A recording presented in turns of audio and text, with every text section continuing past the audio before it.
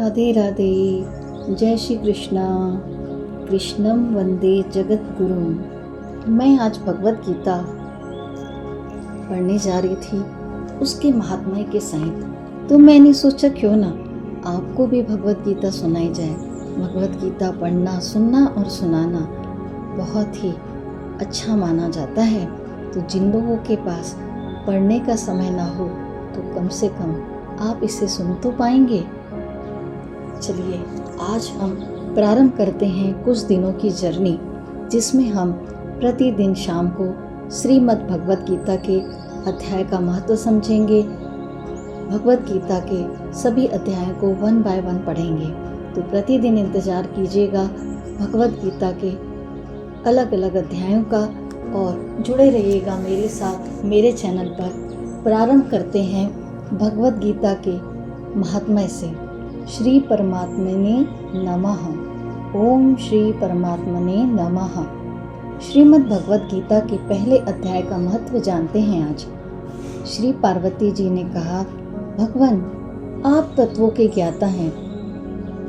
आपकी कृपा से मुझे श्री विष्णु संबंधी नाना प्रकार के धर्म सुनने को मिले, जो समस्त लोक का उद्धार करने वाले हैं।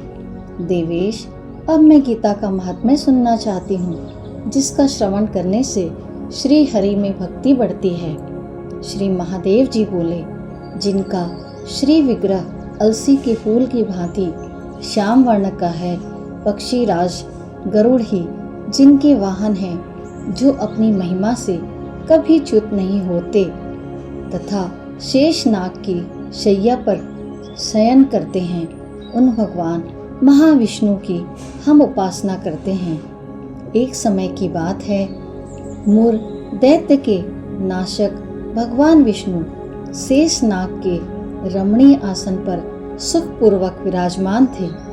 उस समय समस्त लोगों को आनंद देने वाली भगवती लक्ष्मी ने आदर पूर्वक प्रश्न किया। श्री लक्ष्मी जी ने पूछा, भगवान आप संपूर्ण जगत का पालन करते हुए भी अपने ऐश्वर्य के प्रति उदासीन से होकर जो इस क्षीर सागर में नींद ले रहे हैं, इसका क्या कारण है? श्री भगवान बोले, सुमुखी, मैं नींद नहीं लेता हूँ, अपितु तत्व का अनुसरण करने वाली अंतर्दृष्टि के द्वारा अपने ही माहेश्वर तेज का साक्षात्कार कर रहा हूँ। देवी, यह वही तेज है जिसका योगी पुरुष कुशाग्र बुद्धि के द्वारा अपने अंतःकरण में दर्शन करते हैं तथा जिसे मीमांसक विद्वान वेदों का सार तत्व निश्चित करते हैं। वह माहेश्वर तेज एक अजर प्रकाश स्वरूप आत्मरूप, रोग शोक से रहित अखंड आनंद का पुंज, निष्पंद, निरीह तथा द्वैत्व रहित है। इस जगत का जीवन उसी के अधीन है, मैं उसी का अनुभव करता हूँ। देवश्री, यही कारण है कि मैं तुम्हें नींद लेता सा प्रतीत हो रहा हूँ। श्री लक्ष्मी जी ने कहा, ऋषिकेश, आप ही योगी पुरुषों के ध्येय हैं। आपके अतिरिक्त भी कोई ध्यान करने योग्य तत्व है? ये जानकर मुझे बड़ा कौतूहल हो रहा है। इस चराचर जगत की सृष्टि और संहार करने वाले स्वयं आप ही हैं। आप सर्व समर्थ हैं। इस प्रकार की स्थिति में होकर भी यदि आप उस परम तत्व से भिन्न हैं, तो मुझे उसका बोध कराइए। श्री भगवान बोले, प्रिय, आत्मा का स्वरूप द्वैत्व और अद्वैत से पृथक भाव और अभाव से मुक्त तथा आदि और अनंत से रहित है। शुद्ध ज्ञान के प्रकाश से उपलब्ध होने वाले तथा परमानंद स्वरूप होने के कारण एकमात्र सुंदर है। वही मेरा ईश्वरीय रूप है। आत्मा का एक तत्व ही सबके द्वारा जानने योग्य है। गीता शास्त्र में इसी का प्रतिपादन हुआ है। अमित तेजस्वी भगवान विष्णु के ये वचन सुनकर लक्ष्मी देवी ने शंका उपस्थिति करते हुए कहा, भगवान, यदि आपका स्वरूप स्वयं परमानंदमय और मन वाणी की पहुँच के बाहर है, तो गीता कैसे उसका बोध कराती है? मेरे इस संदेह का आप निवारण कीजिए। श्री भगवान बोले, सुंदरी सुनो, मैं गीता में अपनी स्थिति का वर्णन करता हूँ। क्रमशः 5 अध्यायों को तुम 5 मुख जानो, 10 अध्याय को 10 भुजा जानो और 1 अध्याय को उदर और 2 अध्यायों को दोनों चरण कमल जानो। इस प्रकार यह 18 अध्यायों की वांगमयी ईश्वरीय मूर्ति ही समझनी चाहिए। तो आप सब सुन रहे हैं ना, ये गीता के जो 18 अध्याय हैं उसके लिए श्री भगवान ने क्या कहा है कि 5 अध्याय जो हैं वो 5 मुख हैं और 10 अध्याय 10 भुजाएं हैं। 1 अध्याय को उदर मानना चाहिए और 2 अध्यायों को चरण कमल मानना चाहिए। इस प्रकार 18 अध्यायों की यह भगवत गीता है। यह ज्ञान मात्र से ही महान पातकों का नाश करने वाली है। यह ज्ञान मात्र से ही महान पातकों का नाश करने वाली है। जो उत्तम बुद्धि वाला पुरुष गीता के 1 या आधे अध्याय का अथवा 1 आधे या चौथाई श्लोक का भी प्रतिदिन अभ्यास करता है, वह सुशर्मा के समान मुक्त हो जाता है। श्री लक्ष्मी जी ने पूछा, देव सुशर्मा कौन था, किस जाति का था और किस कारण से उसकी मुक्ति हुई? श्री भगवान बोले, प्रिय, सुशर्मा बड़ी खोटी बुद्धि का मनुष्य था। पापियों का तो वह शिरोमणि ही था। उसका जन्म वैदिक ज्ञान से शून्य एवं क्रूरतापूर्ण कर्म करने वाले ब्राह्मणों के कुल में हुआ था। वह न ध्यान करता था, न जप, न होम करता था, न अतिथियों का सत्कार। वह लंपट होने के कारण सदा विषयों के सेवन में ही आसक्त रहता था। हल जोतना और पत्ते बेचकर जीविका चलाता था। उसे मदिरा पीने का व्यसन था तथा वह मांस भी खाया करता था। इस प्रकार उसने अपने जीवन का दीर्घ काल व्यतीत कर दिया। एक दिन मूढ़ बुद्धि सुशर्मा पत्ते लाने के लिए किसी ऋषि की वाटिका में घूम रहा था। इसी बीच में काल रूपधारी काले सांप ने उसे डस लिया। सुशर्मा की मृत्यु हो गई। तदंतर वह अनेक नरकों में जा वहां की यातनाएं भोगकर मर्त्यलोक में लौट आया और वहां बोझ ढोने वाले बैल के रूप में उसका जन्म हुआ। उस समय किसी पंगु ने अपने जीवन को आराम से व्यतीत करने के लिए उसे खरीद लिया। बैल ने अपनी पीठ पर पंगु का भार ढोते हुए बड़े कष्ट से 7-8 वर्ष बिताए। एक दिन पंगु ने किसी ऊंचे स्थान पर बहुत देर तक बड़ी तेजी के साथ उस बैल को घुमाया। इससे वह थककर बड़े वेग से पृथ्वी पर आ गिरा और मूर्छित सा हो गया। उस समय वहां कौतूहलवश आकृष्ट हो बहुत से लोग एकत्रित हो गए। उस जन समुदाय में से किसी पुण्य आत्मा व्यक्ति ने उस बैल का कल्याण करने के लिए उसे अपना पुण्य दान किया। तत्पश्चात कुछ दूसरे लोगों ने भी अपने अपने पुण्यों को याद करके उन्हें उसके लिए दान किया। उस भीड़ में एक वेश्या भी खड़ी थी।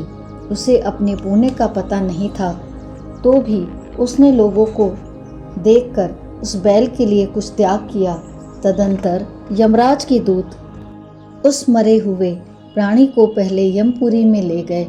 वहां यह विचार कर कि यह वेश्या के दिए हुए पुण्य में से पुण्यवान हो गया है, उसे छोड़ दिया गया।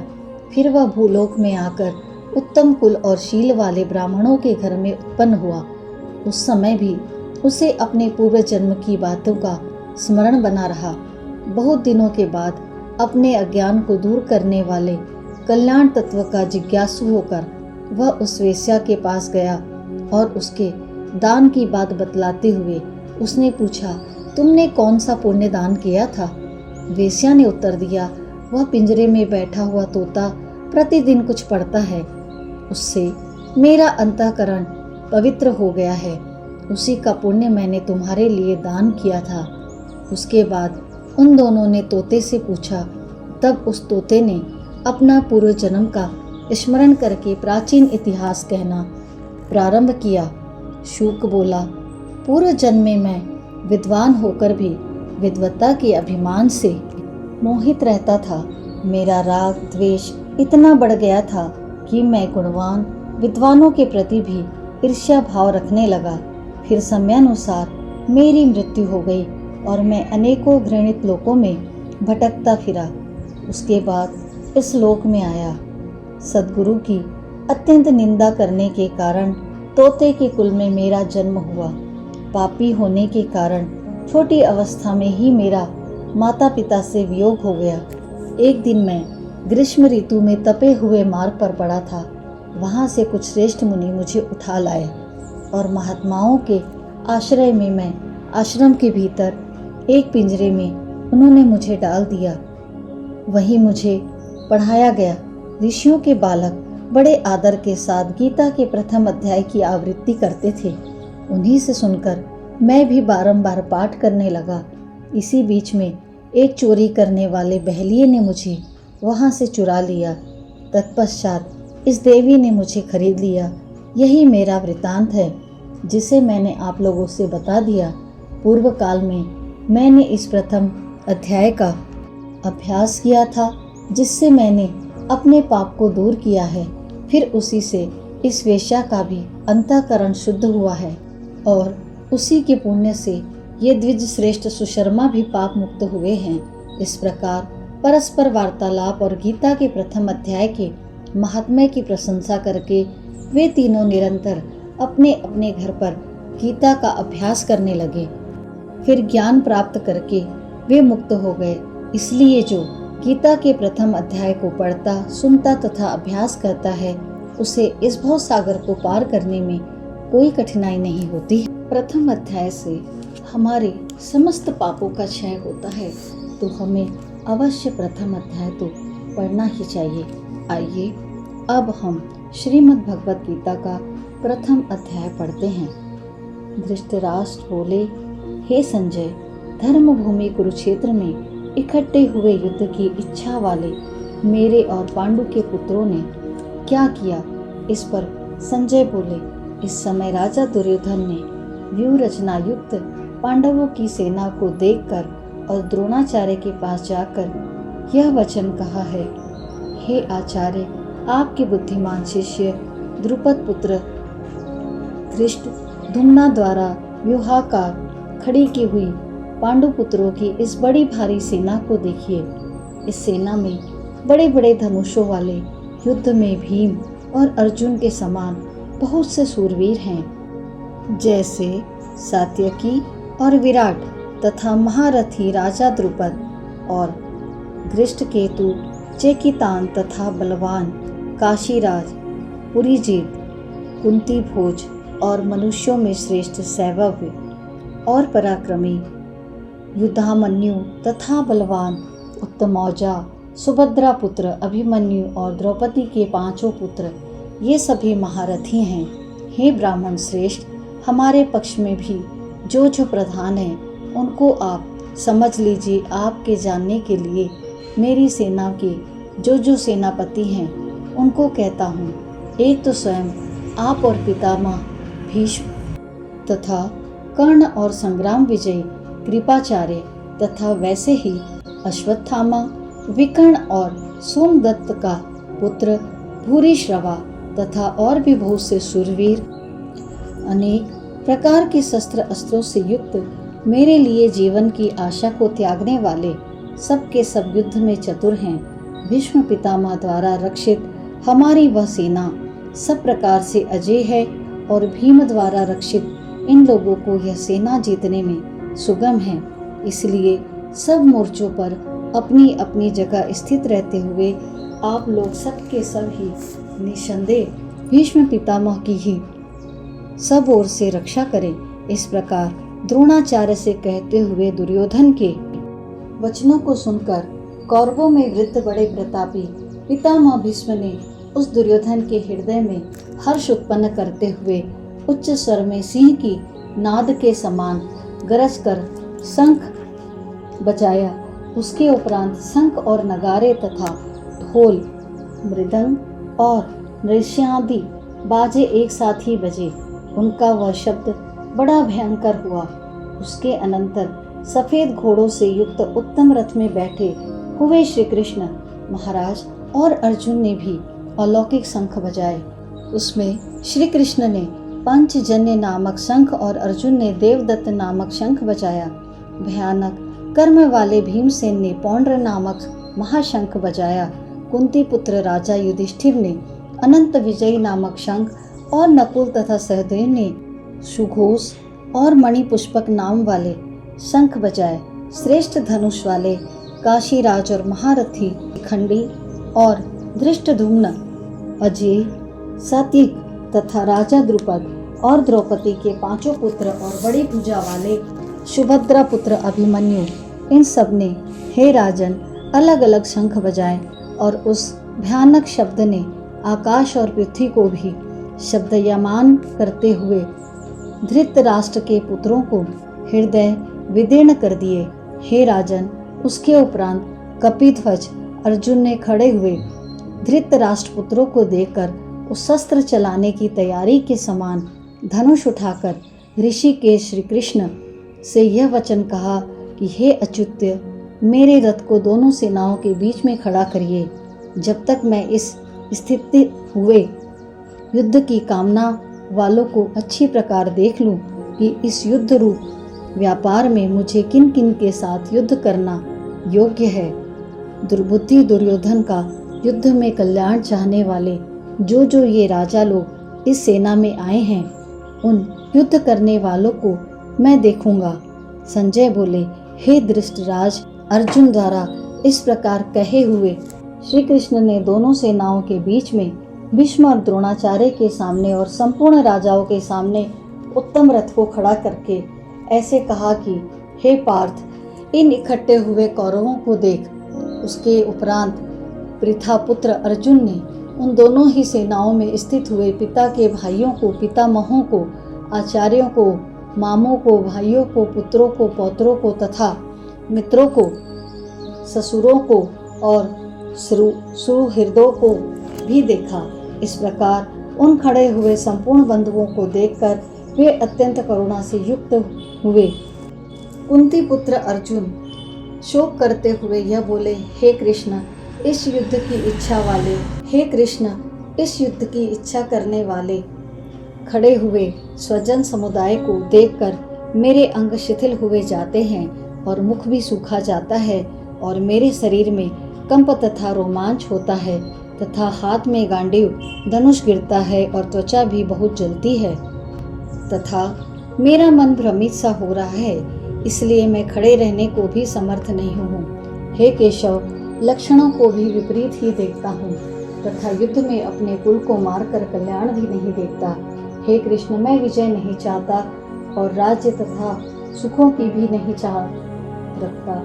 हे गोविंद, हमें राज्य से क्या प्रयोजन है अथवा भोगों से और जीवन से भी क्या प्रयोजन है, क्योंकि हमें जिनके लिए राज्य, भोग और सुखाधिक इच्छित हैं, वे ही यह सब धन और जीवन की आशा को त्याग कर युद्ध में खड़े हैं, जो कि गुरुजन, ताऊ, चाचे, लड़के और वैसे ही दादा, मामा, ससुर, पोते, साले तथा और भी सगे संबंधी लोग हैं। इसलिए हे मधुसूदन, मुझे मारने पर भी अथवा 3 लोक के राज्य के लिए भी मैं इन सबको मारना नहीं चाहता, फिर पृथ्वी के लिए तो कहना ही क्या।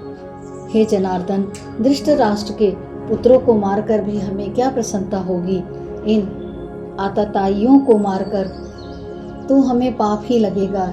इसलिए हे माधव, अपने बांधव धृतराष्ट्र के पुत्रों को मारने के लिए हम योग्य नहीं हैं, क्योंकि अपने कुटुंब को मारकर हम कैसे सुखी होंगे। यद्यपि लोभ से भ्रष्टचित हुए ये लोग कुल के नाश कृति दोष को और मित्रों के साथ विरोध करने में पाप को नहीं देखते हैं, परंतु हे जनार्दन, कुल के नाश करने से होते हुए दोष को जानने वाले हम लोगों को इस पाप से हटने के लिए क्यों नहीं विचार करना चाहिए, क्योंकि कुल के नाश होने से सनातन कुल धर्म नष्ट हो जाते हैं। धर्म के नाश होने में संपूर्ण कुल को पाप भी बहुत दबा लेता है तथा हे कृष्ण, पाप के अधिक बढ़ जाने से कुल की स्त्रियां दूषित हो जाती है और हे वैष्णव, स्त्रियों के दूषित होने पर वर्ण शंकर उत्पन्न होता है और वह वर्ण शंकर कुल घातियों को और कुल को नरक में ले जाने के लिए ही होता है। लोप हुई पिंड और जल की क्रिया वाले इनके पितर लोग भी गिर जाते हैं और इन वर्ण शंकर कारक दोषों से कुल घातियों के सनातन कुल धर्म और जाति धर्म नष्ट हो जाते हैं तथा हे जनार्दन, नष्ट हुए कुल धर्म वाले मनुष्यों का अनंत काल तक नरक में वास होता है, ऐसा हमने सुना है। अहो, शोक है कि हम लोग बुद्धिमान होकर भी महान पाप करने को तैयार हुए हैं, जो कि राज्य और सुख के लोभ से अपने कुल को मारने के लिए उद्यत हैं। यदि मुझ शस्त्र रहित न सामना करने वालों को शस्त्रधारी धृष्टराष्ट्र के पुत्र रण में मारे तो वह मारना भी मेरे लिए अति कल्याणकारक होगा।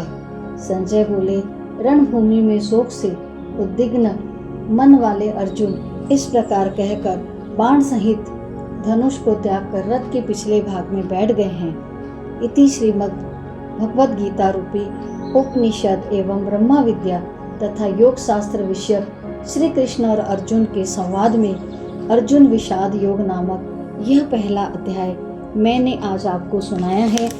सभी 18 अध्यायों का एक के बाद एक महात्म्य पढ़ेंगे, सुनेंगे और सभी अध्यायों को सुनेंगे, समझेंगे, जिससे हमें समझ में आए कि गीता के सभी अध्यायों को पढ़ने से हमें जीवन के क्या ज्ञान को प्राप्त करना है, हमें उसे अपने जीवन में कैसे चरितार्थ करना है। जैसे कि प्रथम अध्याय के अनुसार युद्ध भूमि में अर्जुन ने श्री कृष्ण से कहा कि मुझे युद्ध मैदान के बीचों बीच में लेकर चलो, और वहाँ जब उन्होंने अपने पितामह, सखा, बंधु, मित्र सभी रिश्तेदारों को वहाँ देखा तो उनका शरीर कांपने लगा।